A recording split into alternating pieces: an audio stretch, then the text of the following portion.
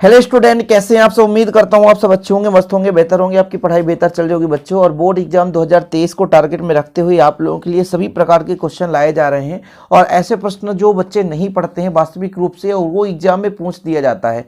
Most question सब रटते हैं भाई, 3 नंबर क्वेश्चन देखो, 4 नंबर क्वेश्चन देखो, 5 नंबर क्वेश्चन देखो, लेकिन फिलहाल जो 2 नंबर में क्वेश्चन आता है ना, उसी में बच्चे अटक जाते हैं।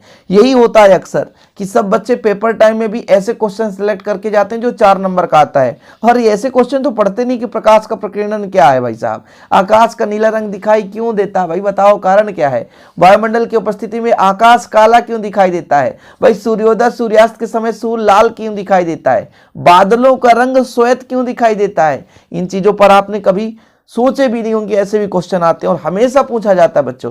तो आज की इस वीडियो में चलिए 5-6 क्वेश्चन देखते हैं कम से कम, जो कि एग्जाम में पूछे जाते हैं। और ऐसे क्वेश्चन आप मिस मत करना भैया, ऐसे क्वेश्चन तथ्यात्मक चीजें हैं जो आपके नॉलेज को भी बढ़ाता है, कंपटीशन एग्जाम के लिए भी काफी हेल्पफुल होता है। तो देर किस बात की बच्चों, सबसे पहले बात कर लेते हैं प्रकाश के प्रकीर्णन की।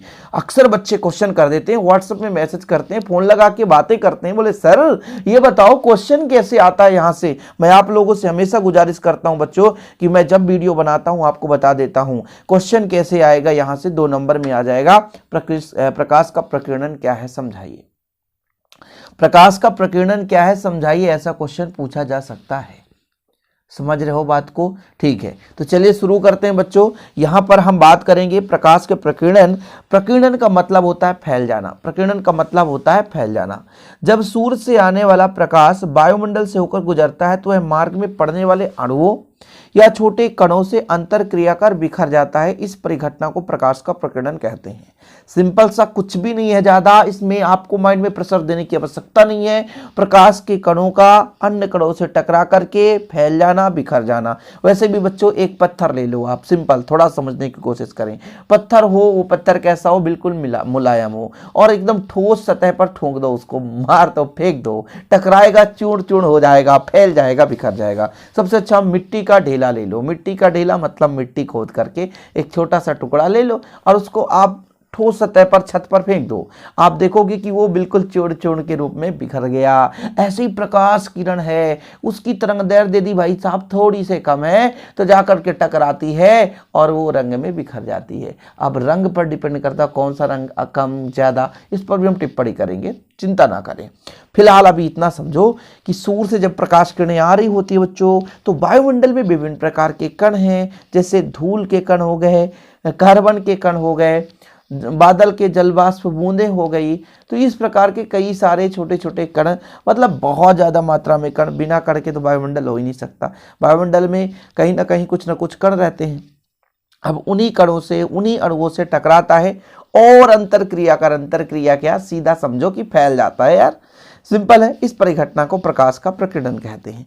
प्रकीर्णन 2 प्रकार से होता है बच्चों, एक तो होता है प्रत्यास्थ प्रकीर्णन और दूसरा होता है आपका अप्रत्यास्थ प्रकीर्णन। ठीक है, प्रकीर्णन यदि पूछ दिया जाए प्रकीर्णन कितने प्रकार का होता है, 2 प्रकार होता है। पहला नंबर देखो, जब प्रकाश का प्रकीर्णन ऐसे कणों से होता है जिनका आकार प्रकाश के तरंगदैर्घ्य की तुलना में बहुत कम होता है, यानी प्रकाश के तरंगदैर्घ्य से कम कण, मतलब मान लीजिए प्रकाश का तरंगदैर्घ्य क्या कहलाता है, जैसे प्रकाश जो है बच्चों इस प्रकार चलती है सरंग और गर्त के रूप में। ठीक है, किस रूप में, सरंग और गर्त के रूप में चलती है प्रकाश किरण, कुछ ऐसे ही चलता है ना, सिंपल है।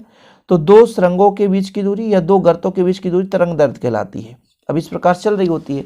यदि कण जिससे ये टकराए तो ये जो कण का आकार है उसके तरंगदैर्घ्य से कम हो, जैसे यहाँ पर देखो तरंगदैर्घ्य कुछ इतना है और कण भाई छोटा सा है, तो फिर ये जो प्रकीर्णन है वो प्रत्यास्थ प्रकीर्णन कहलाएगा। लेकिन जब प्रकाश ऐसे कणों से टकराए जिनका जो आकार है प्रकाश के तरंगदैर्घ्य की तुलना में अधिक हो, दोनों चीज यहाँ पर परिभाषा आप लिख सकते हैं। पूरा विधिवत लिखा जाता है बच्चों, पूरा विधिवत आप लोगों के लिए मेहनत किया जाता है। इसको लिखने में भी कम से कम भाई साहब एक पेज कम से कम 10 से 15 मिनट लगते हैं, यानी 1 घंटा लिखो, इसके बाद वीडियो बनाओ, एडिट करो, इस तरह से 1-2 घंटे लग जाते हैं मिनिमम आपके लिए वीडियो देने के लिए। तो प्लीज़ यार बच्चों, आप लोग इतना मेहनत तो आप समझ सकते हैं, तो प्लीज़ आप हमारे चैनल पर नए हैं तो चैनल को सब्सक्राइब भी कर सकते हैं और शेयर भी कर सकते हैं। और दोस्तों के साथ शेयर जितना करेंगे आप लोगों के ऊपर है बच्चों कि हम आप बोर्ड एग्जाम 2023 के लिए कितना हम आपके लिए हेल्प करेंगे, वो डिपेंड करता है आप पर। यदि आप मान लीजिए एक दोस्तों के साथ भी शेयर करते हैं तो मैं गारंटी कहता हूं कि आप लोगों का ऐसा मतलब 2 महीना ऐसा तैयारी होगा बच्चों कि आप सोच नहीं सकते कि 2 महीने में हम कितना आपको क्या प्रोवाइड कर सकते हैं। तो प्लीज़ आप लोगों का बस सपोर्ट चाहिए। आप लोग यदि थोड़ा सा भी शेयर करते हैं तो हम आपके लिए निरंतर मेहनत करेंगे, हमारा आपसे वादा है। दिन रात आपके लिए लगा देंगे बच्चों, आपके साथ तत्पर तैयार है। बस थोड़ा सा आप लोग सपोर्ट करें, शेयर करें, दोस्तों को, 2 लोगों को बताएं ताकि उनको भी पता चले कि यहाँ पर विधिवत तैयारी हो सकता है। ठीक है, तो आपने प्रत्यास्थ प्रकीर्णन या अप्रत्यास्थ प्रकीर्णन समझ ही गया बच्चों कि जब मान लीजिए कोई प्रकाश किरणें किसी कण से टकराती है तो कण का आकार यदि छोटा है तो वहां पर जो प्रकीर्णन है प्रत्यास्थ प्रकीर्णन होता है। अप्रत्यास्थ प्रकीर्णन यदि आ जाए 2 नंबर में तो भाई जब प्रकाश किरण जो है किसी भी कण से टकराती है तब यदि प्रकाश का तरंगदैर्ध्य है ना, मतलब एक प्रकार से प्रकाश के तरंगदैर्ध्य से कण का आकार क्या हो जाए, बड़ा हो, तो फिर उस स्थिति में उस प्रकीर्णन को अप्रत्यास्थ प्रकीर्णन कहते हैं। ठीक, ये हो गए 2 नंबर वाले क्वेश्चन। अब एक क्वेश्चन बनता है रेले जीन का नियम या रेले का प्रकीर्णन नियम। ये बहुत महत्वपूर्ण है बच्चों। रेले ने बताया कि भाई साहब प्रकीर्णन उसके तरंगदैर्ध्य पर निर्भर करती है। किस पर निर्भर करती है? तरंगदैर्ध्य पर निर्भर करती है। यानी तरंगदैर्ध्य यदि ज्यादा है तो प्रकीर्णन कम होगा और यदि तरंगदैर्ध्य कम है तो प्रकीर्णन अधिक होगा। बढ़िया सा नियम दिया रेले ने, बहुत बढ़िया नियम दिया कि भाई साहब किसके किसके बीच संबंध स्थापित किया कि किसी भी तरंग या किसी भी प्रकाश का प्रकीर्णन उसके तरंगदैर्ध्य पर निर्भर करता है बच्चों। यदि तरंगदैर्ध्य अधिक है तो प्रकीर्णन कम होगा और यदि तरंगदैर्ध्य कम है तो प्रकीर्णन अधिक होगा। ये चीज बताया रेले जीन ने। ठीक है, तो रेले के प्रकीर्णन नियम में बच्चों प्रकीर्णित प्रकाश में किसी विशेष तरंगदैर्ध्य की प्रकाश की तीव्रता उसके तरंगदैर्ध्य के चतुर्थ घात की व्युत्क्रमानुपाती होता है। व्युत्क्रम है बच्चों, सीधा व्युत्क्रम है। व्युत्क्रम का मतलब तरंगदैर्ध्य अधिक तो भैया प्रकीर्णन कम, और यदि तरंगदैर्ध्य कम तो प्रकीर्णन अधिक। चतुर्थ घात की व्युत्क्रमानुपाती यानी I समानुपाती 1/λ⁴। किसी भी प्रकाश के तरंगदैर्ध्य के चतुर्थ घात के व्युत्क्रमानुपाती है बच्चों। व्युत्क्रम है, सीधा उल्टा है। यानी तरंगदैर्ध्य जितना अधिक होगा उसका प्रकीर्णन उतना ही कम होगा। रेले ने किससे संबंधित नियम दिया? तो प्रकाश के प्रकीर्णन से संबंधित नियम दिया। उनके आधार पर निष्कर्ष क्या निकलता है कि कम तरंगदैर्ध्य वाले प्रकाश की जो प्रकीर्णन है वो अधिक होगी, उसकी तीव्रता, प्रकीर्णन तीव्रता अधिक होगी। यहाँ पर तीव्रता का मतलब वही है प्रकीर्णन की क्षमता बच्चों, फैलने की क्षमता। समझ रहे हो ना भाई, तरंगदैर्ध्य अधिक है तो कम फैलेगा, सिंपल है। तरंगदैर्ध्य अधिक का मतलब इस प्रकार से, मान लो ये 2 तरंग हम बनाते हैं, यदि ये तरंगगर्त बार बार आवृत्ति कर रही बिल्कुल, तो इसमें तरंगदैर्ध्य थोड़ा सा कम होगा, है ना। लेकिन बच्चों कुछ इस प्रकार से इतना दूर, ओ माय गॉड, इतना दूर, तो तरंगदैर्ध्य ज़्यादा है तो ये ज़्यादा फैलेगी नहीं। तरंगदैर्ध्य ज़्यादा है तो कम फैलेगी, सीधे सटासट आगे चलती जाएगी, क्योंकि तरंगदैर्ध्य कम है मतलब एकदम सीधा सटीक जा रहा होता है। समझ रहे हो ना, ये चीज़ क्लियर है ना। तो भाई रेले ने क्या बताया भाई साहब? रेले ने बताया कि भाई जो प्रकाश की प्रकीर्णन की तीव्रता है वो चतुर्थ घात के व्युत्क्रमानुपाती होता है। यदि भैया तरंगदैर्ध्य लैम्डा हो, तीव्रता I हो, तो रेले के प्रकीर्णन के नियम अनुसार I समानुपाती 1/λ⁴। इस नियम से स्पष्ट होता है कि कम तरंगदैर्ध्य वाले प्रकाश का प्रकीर्णन तीव्रता बच्चों अधिक होती है। तरंगदैर्ध्य कम है तो भाई साहब ज्यादा मात्रा में फैलेगा। चीजें क्लियर है बच्चों। और प्रकीर्णन के उदाहरण से ही क्वेश्चन पूछे जाते हैं, जो कि बढ़िया है बच्चों। अप्रत्यास्थ प्रकीर्णन आपने समझ लिया। यहां से क्वेश्चन देखो भाई साहब, आकाश नीला रंग क्यों दिखाई देता है? इसका कारण क्या है? आकाश नीला रंग क्यों दिखाई देता है? यहां से क्वेश्चन बनता है। अब देखो, सबसे बड़ा फैक्ट तो ये है कि आकाश का नीला रंग दिखाई देना प्रकाश के प्रकीर्णन के कारण। यदि 1 नंबर में क्वेश्चन आ जाता है कि आकाश नीला क्यों दिखाई देता है, तो प्रकाश के प्रकीर्णन के कारण, सबको पता है। ठीक है सर। अब हमने आपको समझाया कि जैसे प्रकाश किरण सूर्य से आ रही है, वायुमंडल में विभिन्न प्रकार के कण हैं, अणु है, परमाणु है, उससे वो टकराती है और बच्चों फैल जाती है। ठीक है। अब यहां पर रेले जीन के अनुसार कि भाई तरंगदैर्ध्य की व्युत्क्रमानुपाती होता है, तो कम तरंगदैर्ध्य वाले का प्रकीर्णन अधिक होगा। तो चूंकि जो नीला रंग होता है बच्चों, इसका तरंगदैर्ध्य कम होता है, इसलिए जो नीला रंग ज्यादा मात्रा में फैल जाता है और इसी कारण से आकाश नीला दिखाई देता है। अब आप कहोगे सर तरंगदैर्ध्य का क्रम तो इस तरह होता है, बैजानी है पीनाला, बैगनी, फिर जामुनी, बैजानी, तो बैगनी, जामुनी, नीला, हरा, पीला, ठीक है, बैजानी, हपी, नारंगी और लाल। भाई तरंगदैर्घ्य सबसे कम इसका, तरंगदैर्घ्य सबसे अधिक इसका। तो हम ये बात मानते हैं कि बोलते हैं सर इसका प्रकीर्णन कम होगा क्योंकि तरंगदैर्घ्य सबसे अधिक होगा, लेकिन प्रकीर्णन तो सबसे ज्यादा बैगनी रंग है, इसके बाद जामुनी रंग है, तो नीला ही क्यों दिखाई देता है? तो तीसरे नंबर पर है। भाई ये बोला गया कि तरंगदैर्घ्य जितना कम होगा वो उतना ज्यादा मात्रा में फैलेगा। यहां पर बैगनी का तरंगदैर्घ्य सबसे कम है प्रकाश में, प्रकाश तो 7 रंगों से बना है। देखना थोड़ा सा कंफ्यूजन वाली बात है। नहीं कहो सर कि आकाश नीला दिखाई देता है, यहां पर तो बैगनी दिखाई देना चाहिए, लेकिन मैं आपसे कहना चाहता हूं जो बैगनी और जामुनी होता है इसका भी प्रकीर्णन नीला से भी ज्यादा होता है, लेकिन उतना ही इफेक्टिव नहीं होता है कि हम उसे देख पाए अच्छे से। इस कारण से नीला ज्यादा प्रभावी हो जाता है। जैसे 3 लोग भाई साहब लड़ पड़े, लड़ने में सबसे जो लंबा व्यक्ति होगा वो हमें दिखाई देगा और छोटे छोटे व्यक्ति दब जाएंगे। ज्यादा मात्रा में फाइट कर रहे हैं फिर भी उनका नाम नहीं आने वाला, क्योंकि लंबा व्यक्ति दूर से दिखाई देने वाला है। समझ रहे हो ना? 3 व्यक्ति लड़ रहे हैं, बात की बात है, समझने की कोशिश करो। 2 छोटे छोटे हैं, मारते हैं ज्यादा, फैलते ये ज्यादा है। बैगनी जामुनी ज्यादा फैल के कोई मतलब का नहीं है, लेकिन जो प्रभावी रंग हमें दिखाई देता है वो नीला दिखाई देता है। सिंपल है। हरा पीला इनसे बल्कि ज्यादा नहीं दिखाई दे सकते हैं भैया। पीला बल्कि हो जाता तो हो जाता दिखाई देता, लेकिन पीला से ज्यादा नीला का प्रकीर्णन हो रहा है। ठीक है, यहां पर समझो क्या बोला गया कि कम तरंगदैर्घ्य वाले प्रकाश का प्रकीर्णन अधिक तरंगदैर्घ्य वाले प्रकाश की तुलना में अधिक होता है। दृश्य प्रकाश में नीले रंग का अनुपात अधिक है। दृश्य प्रकाश में जो नीला रंग होता है अधिक मात्रा में रहता है, अतः आंख बैगनी रंग की तुलना में नीले रंग के लिए अधिक संवेदनशील होता है। मतलब बैगनी रंग को आंख भी अनदेखा करता है, सोचता है कि हम ना देखें, लेकिन बच्चों यहाँ पर नीले रंग का संवेदनशील अधिक होता है और कम तरंगदैर्घ्य होने के कारण नीले रंग का प्रकाश का प्रकीर्णन भी अधिक होता है, फलस्वरूप आकाश नीला दिखाई देता है। तो अब तो भाई साहब इसका डाउट क्लियर हो गया होगा कि आकाश नीला क्यों दिखाई देता है। कि भाई सूर्य से प्रकाश किरणें आती है, विभिन्न प्रकार के अणुओं से टकराती है। जो प्रकाश का अणु है भाई साहब टकराता है, प्रकाश का जो भी किरण टकराता है तो फैलने लगता है। अब रैले ने बताया था तरंगदैर्घ्य कम है तो प्रकाश का जो प्रकीर्णन अधिक होगा। क्योंकि यहाँ पर बैगनी रंग का सबसे कम होता है तरंगदैर्घ्य, मैंने आपको समझाया था, किंतु बैगनी रंग उतना संवेदनशील नहीं होता। जो दृश्य प्रकाश होता है उसमें सबसे ज़्यादा संवेदनशील भैया नीला रंग है, इसलिए हमें नीला दिखाई देता है। और यदि आप कहोगे हरा पीला नारंगी लाल तो इनकी तो और कम प्रकीर्णन होती है।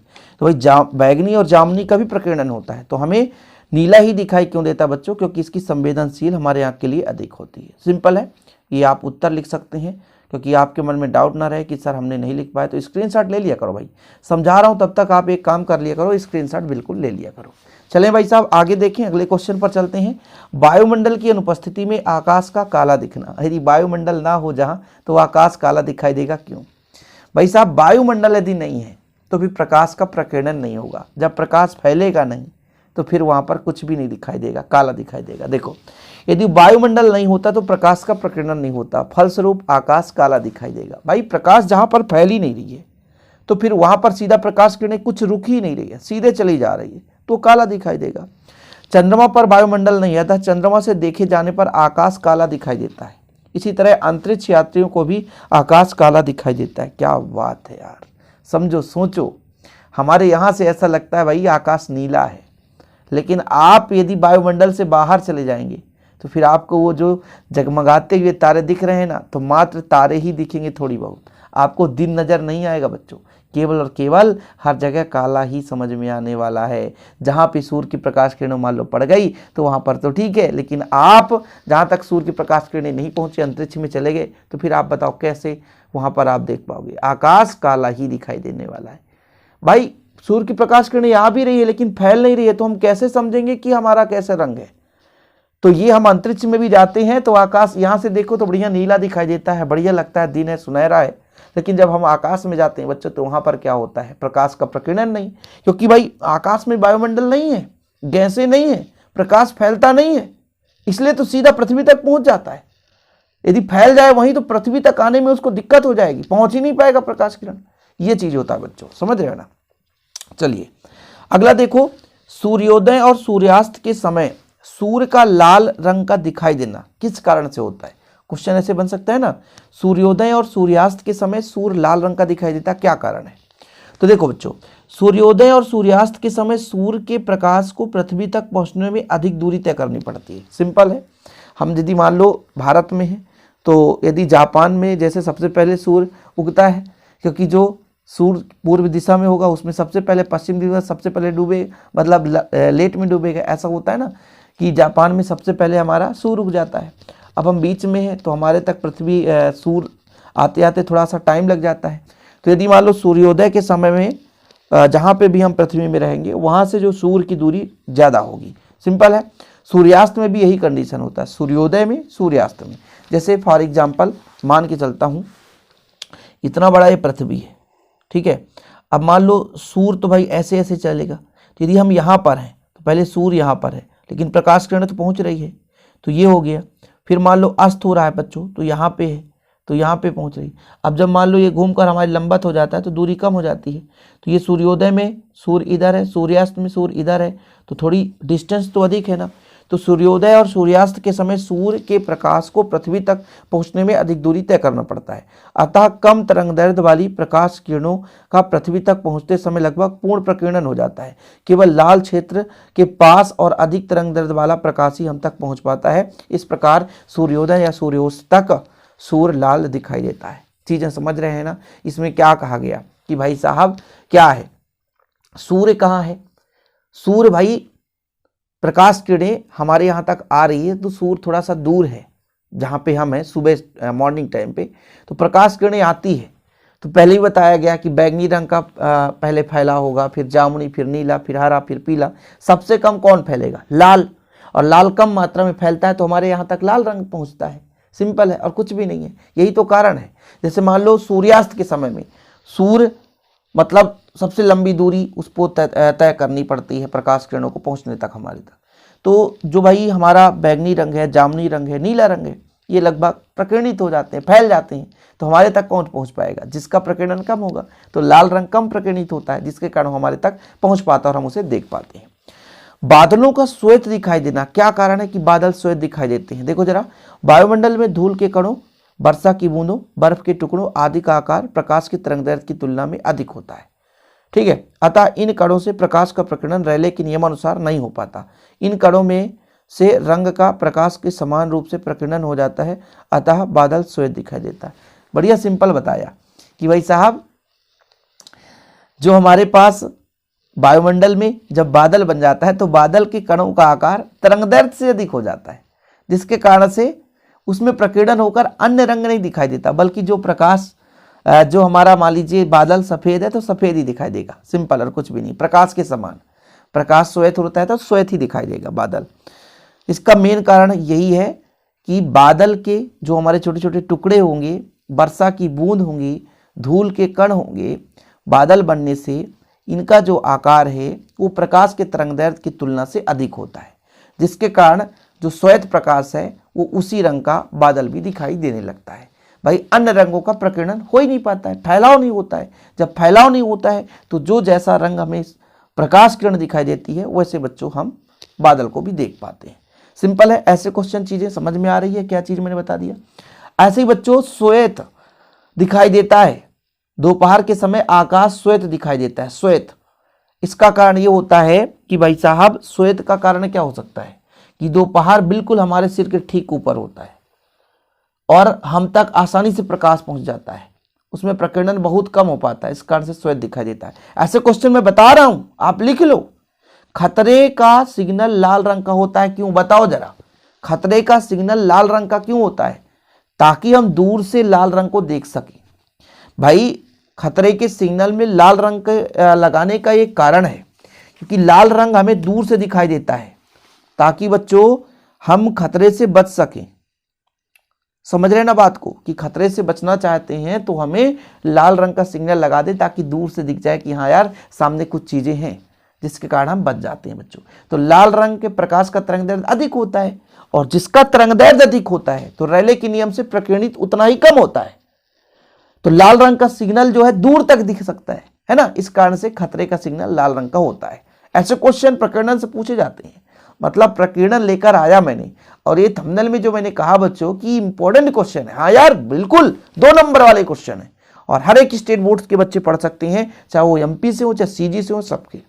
ओके बच्चों, और ऐसे वीडियो पाने के लिए प्लीज चैनल को सब्सक्राइब कर लें, बेल आइकन प्रेस कर लें, और आप लोगों से हाथ जोड़कर विनती है कि बच्चों शेयर करो, जितना आप शेयर करोगे हम आपके लिए बोर्ड एग्जाम 2023 के लिए निरंतर आपके लिए वीडियो लाएंगे, हमारा वादा है। बस आप लोग मेहनत करें, हम निरंतर आपके साथ तैयार हैं। जय हिंद, वंदे मातरम।